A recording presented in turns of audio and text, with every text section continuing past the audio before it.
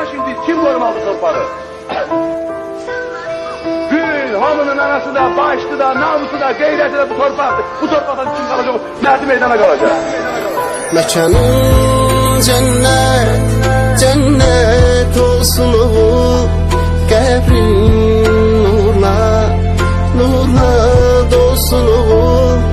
Mekanın cennet, cennet olsun oğul. Qəbrin nurla, nurla dolsun oğul. Bugün şehidim köçtü evimizden, itti gözümüzden, ama gitmir kalbimizden.